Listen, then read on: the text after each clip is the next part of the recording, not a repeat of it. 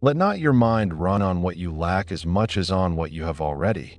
We begin not with ambition, but with awareness. Marcus Aurelius begins his philosophy with gratitude, not as a convenience, but a discipline. Every morning in his meditations, he reminds himself that the breath in his lungs, the clarity in his thoughts, and the strength in his will are already gifts. Look well into thyself. There is a source of strength which will always spring up if thou wilt always look. Modern life pulls us outward, toward validation, toward productivity, toward consumption, but Marcus insists the first step is inward.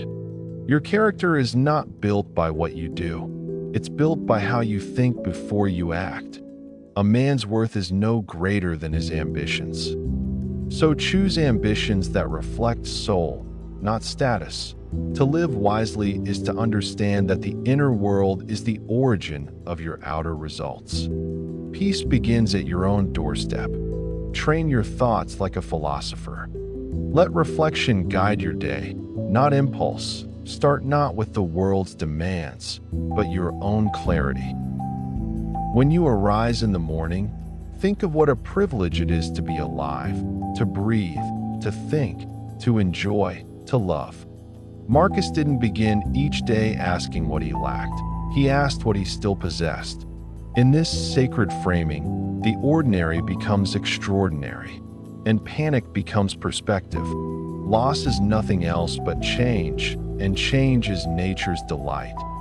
This is Stoicism's heartbeat, embracing change not as a threat, but as the rhythm of existence. We face rejection, failure, endings, yet Marcus invites us to see them as nature in motion. Even decay is part of creation. The universe is transformation. Life is opinion. Reframe your opinion, and your reality shifts with it. Aurelius teaches us that what breaks our peace is rarely the event, it's our interpretation. Perspective is power. When you lift above your ego and see through the cosmic lens, small problems shrink, and truth becomes clear. Wake up each day like a sage, wide-eyed, grounded, and grateful. Be tolerant with others and strict with yourself. Marcus doesn't ask us to judge, he asks us to refine. Tolerance isn't passivity. It's disciplined compassion. You give others space to be flawed while holding yourself to higher standards, not out of pride, but out of purpose. Don't go on discussing what a good man should be. Just be one. Every opinion offered without action is noise. Aurelius wants substance. Your life becomes noble through small, steady deeds.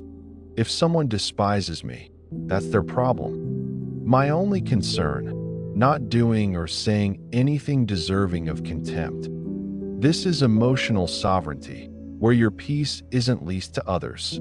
You stop chasing respect and start earning self-respect. You release the grip of judgment and instead grip your own integrity. Never regard something as doing you good if it makes you betray a trust, lose your sense of shame, or makes you hate, suspect, or curse another. The Stoic way isn't passive, it's principled. And your character speaks loudest when your ego stays quiet. Live like a sage, less noise, more clarity.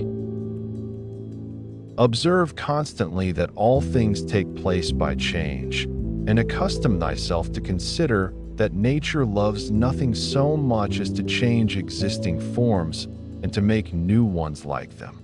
Nature doesn't freeze, it flows. Marcus wants you to stop resisting reality and start dancing with it. Life moves. Seasons shift. People evolve. Marcus teaches that our suffering grows when we cling to permanence. Adapt yourself to the things among which your lot has been cast, and love sincerely the fellow creatures with whom destiny has ordained that you should live. To live wisely is to embrace your environment, not reluctantly, but gracefully. You don't need to control every moment. You need to respond to each one with virtue, live in agreement with your nature. You weren't made for chaos. You were made for composure. Aurelius wants us to walk in harmony with the universe, to observe it, accept it, and grow with it, because even in the mess, nature is sculpting purpose. And when you align with it, inner peace blossoms. Consider that before long you will be nobody and nowhere. Aurelius doesn't fear death. He uses it as fuel. This is not dark, it's illumination. You realize that today is sacred precisely because it ends. It is not death that a man should fear, but he should fear never beginning to live. Procrastination isn't harmless. It's a theft of potential. The Stoics ask, what are you postponing that could make today meaningful? Think of yourself as dead. You have lived your life. Now, take what's left and live it properly. Legacy is not built in someday. It's shaped in today. In your tone, your choices, your grace under pressure. You could leave life right now. Let that determine what you do, say, and think. Marcus reminds us that urgency isn't panic. It's clarity. When mortality is embraced, priorities sharpen. Petty drama fades. Truth rises. You don't need fear to change. You need reverence for time. Live like you mean it. He who lives in harmony with himself lives in harmony with the universe. This final lesson isn't a closing, it's a beginning. Marcus Aurelius teaches us that true peace isn't something we earn, it's something we practice. When your actions align with your values, serenity follows. Let each thing you would do, say, or intend be like that of a dying person. This isn't morbidity, it's precision. You speak with care, act with honor, choose with courage. You were born for greatness. Let no distraction turn your mind from what is true, just, or necessary. And that greatness doesn't need applause. It needs alignment. Marcus offers not just philosophy, but soul calibration, where clarity replaces confusion and virtue replaces vanity. Live like a Roman sage. Let reason guide emotion. Let character shape legacy. Let presence deepen your power, because the true empire is not the one you inherit, but the one you build inside yourself.